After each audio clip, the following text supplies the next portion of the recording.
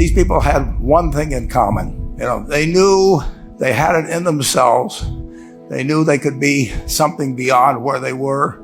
They were willing to put their time, their energies to better themselves. What you really could do with more skills, it's just remarkable. So I would like to just tell you a couple of short stories, and we'll draw maybe a couple of lessons from them. I would like to tell you of two women that each sold a business to Berkshire Hathaway, to me actually, for many, many, many millions of dollars. Both of them started with $2,500. By a coincidence, it was the exact same amount. It was everything they had in the world. And one of them was a woman who landed in Seattle in 1917, couldn't speak a word of English, had a tag around her neck. The tag said Fort Dodge, Iowa. The Red Cross got her to Fort Dodge, where she was reunited with her husband who had come to the country a couple of years earlier. And she lived in Fort Dodge for 2 years. And as she put it, she felt like a dummy. She couldn't pick up the language. She couldn't learn a word. And so she and her husband decided to move to Omaha. So they came to Omaha in 1919. And there she found a small colony of Russian Jews, so she started feeling more at home. And then as her oldest daughter went to school, she would come home, this daughter, Frances, and she would teach her mother the words she learned in school that day. And this woman, Rose Blumpkin, spent 20 years saving money, bringing first her siblings over, her mother and father, $50 at a time. She sold used clothing to do it. She had 4 children during this period. And by 1937, after 20 years, she'd saved $2,500. She went to Chicago and she bought what she could of furniture. Her dream had always been to open a furniture store. And this woman who had never gone to school one day in her life, with $2,500, but with the same spirit that the people in this room had about having a dream and working to accomplish that dream, she built a business which she sold to me in 1983 for $60 million approximately, and which did $1.5 billion worth of business last year. The 4th generation is working in that business. This woman, Rose Blumpkin, she worked for me until she was 103. And then she retired and she died the next year, which is a lesson to all of Berkshire's managers that premature retirement, you can't tell what's going to happen. But Mrs. B, with her $2,500, one further fact about her, she could not read or write. And she went into a furniture business, and she didn't bring anything unique in furniture, but she brought a determination to succeed. She knew she could outwork anyone else. She knew she cared about her customers. She worked at very low gross margins, but she built this incredible business. And I saw one other woman who did a similar thing with $2,500. I paid her hundreds of millions of dollars for her business. So I decided to go to the source and get these people before, I don't want you guys coming around to me asking me hundreds of millions of dollars. I'd like to join in with you much earlier. So I've followed this group. And today I'd like to tell you about one other small business person. This person, I went to buy his business from him, and he turned me down, which was very wise. But this was a fellow who was born about 8 years before I was. He was born in 1922. We'll call him Jack, lived in the Midwest. He was a pretty good athlete, didn't like school much. And I'm going to tell you one thing early in the story. Maybe you can figure out who the guy was. The company he built hires more college graduates each year than any other company in the United States. And this fellow, who was destined for this but did not know it, Jack, went to college for a year and then dropped out. He really wasn't that interested in school. And the year he dropped out was 1941. And when the the United States became under attack. He went down to the Army Air Force recruiting station, volunteered, and they turned him down because he had hay fever. So he went over to the Navy and again volunteered, and they took him. They put him on an aircraft carrier. He flew small flight airplanes during World War II, got 2 distinguished flying crosses from the Navy, and then he came back to the Midwest. So now we've got a young guy. Probably by this time he would be 23 or 24 years old. And the interesting thing is, he got back to the Midwest, and he actually kind of went from one job to another for a short period of, or not such a short period of time. And he finally became a used car salesman at a Cadillac dealership in St. Louis, Missouri. And at age 35, having moved up in the organization, the sales organization, he said to his boss, "Could I go into car leasing business with you?" The boss said, "Well, if you'll cut your salary in half and you'll come up with, I think it was $25,000, which he borrowed, we can become partners in a car leasing company." So my friend Jack started at age 35 in the car leasing business. And he had 7 cars. It was pretty slow. In fact, one of the things he did was whenever the phone rang, he let it ring 3 or 4 times so people would think that he was very busy answering other phones. And of course, it was the only call he was going to get all day. So his first venture was okay, but it wasn't really going to go anyplace. And there's a lesson in this for all of us.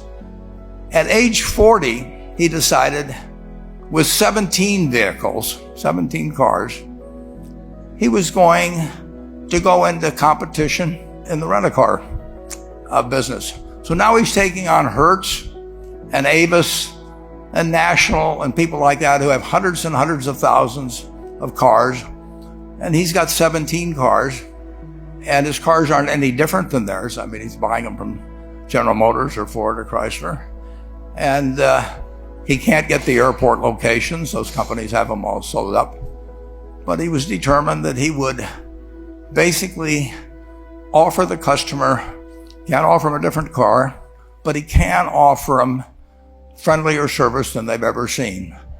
And so he started a company. He named it after the battleship that he'd flown from in the Pacific, which was the USS Enterprise. And he died about a year and a half ago. But when he died, his rent-a-car company, starting with those 17 cars, was worth more than Hertz and Avis and all the rest of the rental cars put together. The man's name was Jack Taylor, and his son, Andy Taylor, is a good friend of mine, runs the business now. A grandchild is in the business. There'll probably be a 4th generation along the line. So this man in the United States, he didn't invent artificial intelligence. He didn't do anything that, just like Mrs. B selling furniture, I mean, that any one of us could have entered those businesses. But he lived by the creed, basically, of delighting his customers and working with people and establishing the relationship with them so that they in turn would want to delight the customers. He couldn't go out there and take care of every rental car possibility, but he learned how to project himself and his attitude toward his fellow man and his desire, to make a friend out of every customer. He managed to take very ordinary cars and turn them into this extraordinary business from virtually nothing. And it illustrates several points. One is, you don't necessarily get it right exactly right the first time. I mean, the car leasing business, basically you were competing on the cost of money to finance cars. And it's very hard to delight a customer when you just give them the car and tell them to send you a monthly check for 5 years and you'll be back at that time. So his talents were being wasted basically in that business. But at the age of 40, with all of that experience behind him, he found the golden key. He took a very ordinary business and turned it into an absolutely extraordinary operation, just like Mrs. B or Rose Blumpkin did with furniture. And he didn't worry about whether the Federal Reserve was going to tighten or ease. He didn't worry about whether the stock market was up or down yesterday. He didn't worry about the things he couldn't change, but he did focus on the one thing he could change, and that was the customer's experience. And I have seen the one that got away, Enterprise. I went down to Florida and tried to talk him into selling to Berkshire, and he was smart enough not to do it. Probably the value of the company has quadrupled since I made that visit. But he was smart enough to see that he would find that business. Henry Ford, as you may know, failed twice before he started the Ford Motor Company in 1903. I mean, the test isn't whether you get the greatest business idea in the world the first time out. The test is whether you keep learning as you go along what your strengths are and what you can do for your customers, what you can bring especially to the party. And to do that, you need the education that I know you've received through 10,000 small businesses, but you need a genuine desire day in, day out to delight the customer. I've never seen a business, and I've seen a lot of businesses, but I've never seen one that delights the customer that doesn't succeed. I mean, what you want is that customer the next day when they think, do I want to rent a car or do I want to buy some furniture? What goes through their mind? It's the place where they've had a great experience. I don't know what I paid for this tie. Actually, probably if somebody gave it to me, but for the purposes of this speech, I will say I have no idea. But or the shirt I'm wearing, but I do know, I will remember how I was treated when I bought it. I mean, you long forget about the price, but you never forget whether you had a good experience or a poor experience with the purchase experience. And you'll have a hard time finding a person that's had a wonderful experience, a delighted experience in purchasing anything that isn't going to come back. And similarly, if the memory is of rudeness, indifference, whatever it may be, they're never going to come back. And as a small business owner, and as you grow, you have to not only be able to project that interest in people's well-being, in delighting them yourself, but you have to do it through other people. And you won't be able to do it through people who themselves do not feel they're being fairly treated, that their views aren't appropriately considered. So you really do have to learn to multiply yourself through other people. And I advise the young people that come to Omaha. We have a number of classes. The key is to, certainly in terms of your personal life, the most important decision you'll make is the spouse that most of you will likely have. And it's very important to surround yourself with people that are better than you are. You are going to move in the direction of the people you associate with. So you constantly, I've been enormously lucky in that respect. I mean, I've just had teachers and friends and a spouse that really was a better person than I was. And I had enough sense to learn from these people that life went better if you behaved better yourself. It took a while. So I advise you to seek out, as your partner in business, your partner in life, whatever it may be, look for the people that actually are examples to you rather than somebody that you think you need to straighten out yourself. And simple rules like that, delighting customers, working through other people, associating with people that will cause you to move in a better path than you might otherwise have, they will take you so far in life that it's hard to believe. I mean, they took Rose Blumpkin without being able to speak a word of English, couldn't read or write, and they took her to what is now a $1.5 billion business. And incidentally, there's been no money put in it since the $2,500. That's been the total capital paid into the Nebraska Furniture Mart. And I think if you looked at Enterprise, I don't know their books the same way, but my guess is that very little equity capital has been added to Enterprise over the years. The business built on itself. So I want to tell you, I admire this group enormously. When I met Dr. Mello's class on September 22nd, 8 years ago, I was thrilled. And I admire people that are doing what you have done.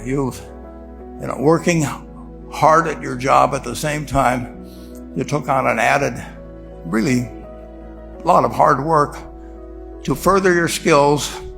99% graduate. I mean, it's a mind-blowing statistic. And I'm looking at 2,200 people here who I admire.